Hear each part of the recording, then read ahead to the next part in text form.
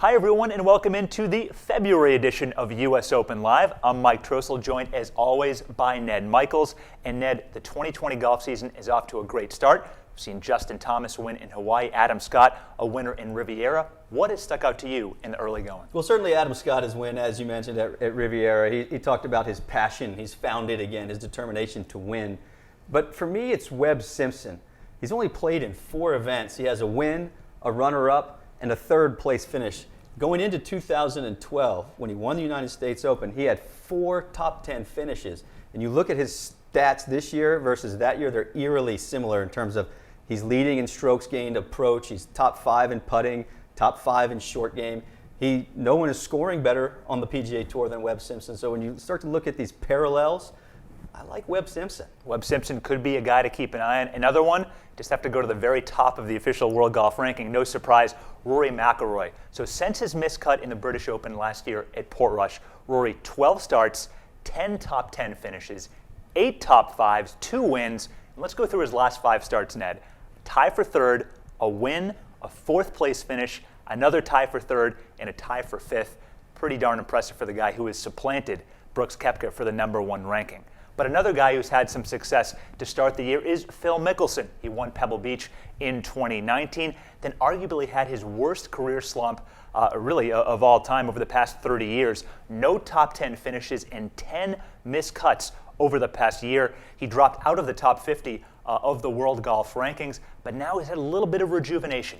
A tie for third at Saudi Arabia, 3rd place finish at Pebble Beach, so playing a little bit better. Ned, the question for you, is this a mirage? Is Father Time catching up with Phil, or has he turned a corner? Is he starting to look like the Phil of old? This is a good question. It's a tough question because he shoots 29 in that opening round in Saudi Arabia. As you said, he finishes tied 3rd with that nice closing round.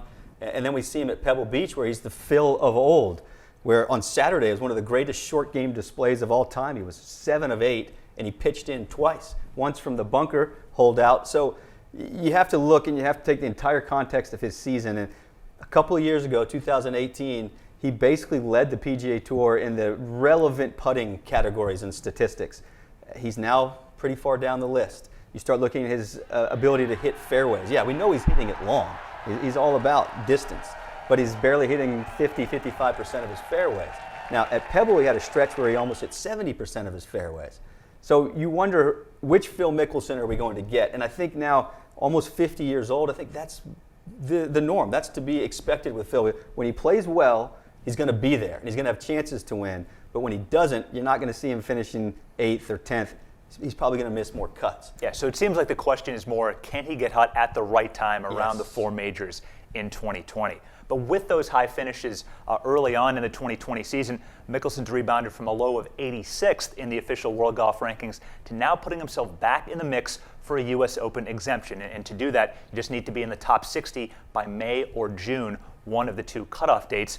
But Ned, Phil has said if he doesn't crack that top 50 and doesn't earn an exemption, he would not accept a special invitation to the U.S. Open and would actually consider going through qualifying. So Ned, what would it be like to see Phil out there in Columbus or in Newport Beach grinding out 36 holes in final qualifying? I think he would do it, but don't hold your breath. Don't expect to go watch Phil at one of these qualifiers. He's going to make his way into the United States Open. He's going to earn his way in. He has talked about, again, how he's really found the passion and he is motivated to play well. He wants to be in that U.S. Open. He wants to qualify for the Ryder Cup team. It's a matter of he knows where he can get the points. He knows what courses to play. He knows where to miss on certain golf courses. So Phil's going to be in the U.S. Open, and he's going to qualify. And whether he does it through the point system or whether he wins and that gets him in, he's not going to rely on an exemption. Well, I know the fans would love to see Phil there at Winged Foot, but if he does go through qualifying, we get to see his calves again wearing the shorts as you're able to in final qualifying. Now, as every golf fan knows, Phil has a complicated relationship with the U.S. Open, excruciatingly close to winning many times, 6 times a runner-up in the U.S. Open, including 4 times in the state of New York, once in probably his most devastating loss in 2006 at Winged Foot. And Ned, let's go back to that championship of 14 years ago in 2006. We'll get to Phil in 18, but through the first 54, 63 holes, what stood out to you about the 2006 U.S. Open? Well, I think for From a Phil standpoint, it was the par fives. He didn't play them well. He was 2 over par, and he didn't have a birdie the entire week on the 5 pars, which for a long hitter and a player like Phil Mickelson, that's absolutely unheard of. So normally the players on the tour, you think par fives, they're going to get out there and make birdies and eagles, and not the case at Winged Foot. And then the final round, Sunday, it played so difficult. Only 2 players in the top 10 shot under par. There were only 4 rounds under par all day. So it's just a hard but fair test. Yeah, and it was really a chaotic finish to that championship. Let me set the scene now. Mickelson up there looking to win that first U.S. Open title. Birdies the 14th to take the lead and is actually 2 strokes ahead as he's playing 16, but it's a crowded leaderboard. You've got Jim Furyk up there, the 2003 champion, Colin Montgomerie, and Jeff Ogilvy all in the mix.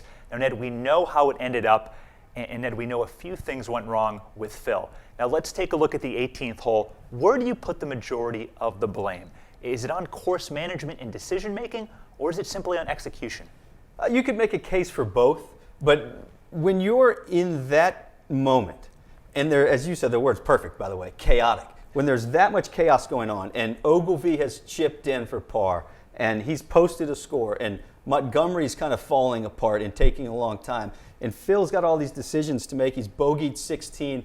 It's hard to make decisions. It's hard to be very authoritative with what you're trying to do.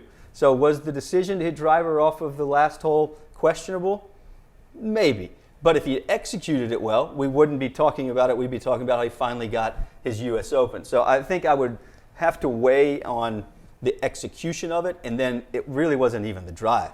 It was the selection of the second shot and then the execution of that shot. Yeah, Phil's never been one to take his medicine and punch out there, maybe lay back with an iron. But that 18th hole of Winged Foot, very challenging. It played as tied for first as the most difficult hole in the 2006 U.S. Open. So even with the good drive there, no assurance of Phil making a par to win in regulation. And Ed, we talked about the chaos, really a lot of volatility on Sunday in that U.S. Open. 5 different players held the lead at one point on Sunday with 15 different lead changes among them. It was certainly a chaotic and dramatic finish.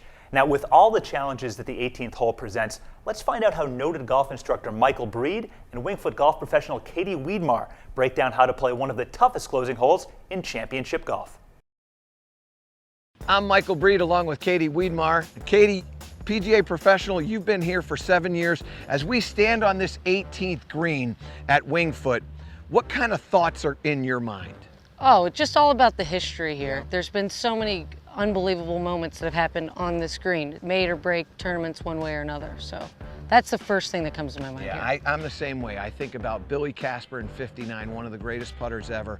I think about obviously Jeff Ogilvy, but there's Hale Irwin who wins in '74. I think about Greg Norman hitting a shot over here to the right-hand side and Fuzzy Zoeller back in the fairway. There's so many different things that you think about, and obviously Bobby Jones. Yeah, right over there. Right over there. I mean, you think about all this stuff, the history is rich, but let's talk a little bit about this hole, and let's start with this green. 10,000 square feet. It's an enormous green, but it's really very, very small. Yeah, because there's only so many shots, where you can hit it. If you're long, you're in trouble. If you're short, you're in trouble. Left and right's jail as well. So you're kind of in the doghouse if you don't hit it right where you want to. 45 yards from front to back, but the first 15 to 16 yards are all false front. You've got to make sure you get this into the green, and then if it ends up a little firm and goes back, now we've got our hands full back behind that green as well. Yes, unfortunately my ball's found that area before and it doesn't end pretty. Let's go and split here. I'm going to ask you to go down to the front, give everybody an idea of what this false front looks like. Absolutely. And then I'll show them the trouble that's behind the green. Let's do it. All right, go on. So here we are at the very front of this 18th green. And what can happen if you hit the very front of it, the ball will hit the front and roll down to the very bottom. As you can see, if you look at the divot pattern, I'm not going to be the only ball that's been down here. And from here, when you get down to the bottom of the green, you're looking at 10 to 15 feet elevation. You have to get the ball up. Otherwise, you're going to be playing ping pong with yourself and the ball's going to keep rolling back. In 2006, Jeff Ogilvy had a shot similar to this, and he got up and down for par to go on and to win the Open. So all I want to do is get this ball up over that false front but to keep it from going over the green. And from there, it is no vacation. And we're gonna hop over to Michael and see what kind of shot he has. That is fabulous work down there. Well done, Katie. All right, now, here's what I want you to understand. The reason why her golf ball gets down there is because you don't want to end up here, and there does feel like there's a little backdrop here. If I take this ball and I throw it up into the hill there, what you're going to see is that's going to go way up there, but it's also going to now come back to me. This ball's going to collect, and it's going to take a little while, so be patient, but this thing's going to come down this hill, and it's going to end up right over in this area here. That's what you're thinking. You're thinking, if I'm coming out of the rough, I don't want to end up in that false front and down there. I want this ball to get into the green. The problem is, come on with me, because if we end up over this green, now we got our hands full. There is no way in the world that I can get a golf ball inside of 6 feet from over here. And the reason why, this rough right now is only 2.5 inches. During the US Open, it's going to be 5 inches, which is French for you don't have a chance of getting this up and down. So I'm over here, I'm trying to go to that flag there, I don't have a shot. So I'm gonna try to hit this as high as I can. See if I can carry it just onto that. Uh-oh, it didn't get there, now what? Now I'm in real trouble. And if I hit this too far, it's going right back down there to where I showed you. This, as I said before, these are the smallest big greens, and 10,000 square feet here, it's gonna play like probably 5,000 square feet. Very, very challenging hole. And remember this, 2006, this was the hardest hole on the property. It's not a fun finishing hole, and it will definitely offer us some continued history as we've seen all through the years, from Bobby Jones all the way up to Geoff Ogilvy.